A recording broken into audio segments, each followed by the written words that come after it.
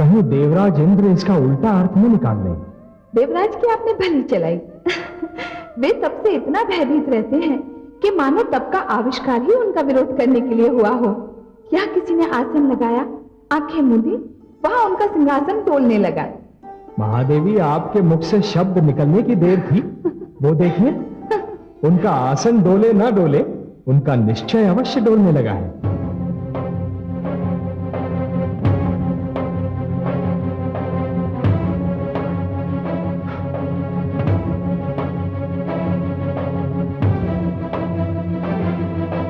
ये देवर्षि को क्या सूझी? क्यों कर रहे हैं तप? उन्हें तपस्या की क्या आवश्यकता आन पड़े? हे देवराज, यदि आप आज्ञा दें, यदि आप कहें तो हम पता लगाएं कि उनकी तपस्या के पीछे क्या रहस्य है। पता लगाने की क्या आवश्यकता है अग्निदेव? क्या आवश्यकता है? हम जानते हैं, भली भांति जानते हैं कि जो भी तपस्या करता है उसकी आंख देवेंद्र के सिंहासन पर ही होती है। कामदेव, कामदेव!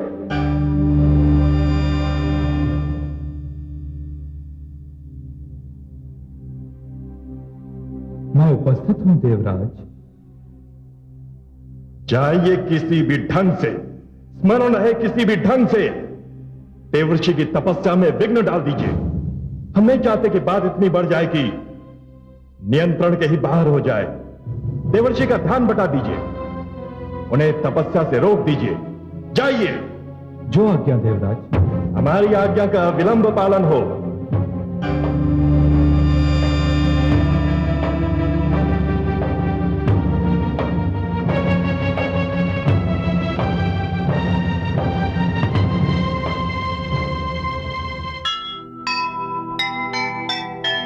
सीमा से भी बढ़ गया जब रावण का पाप,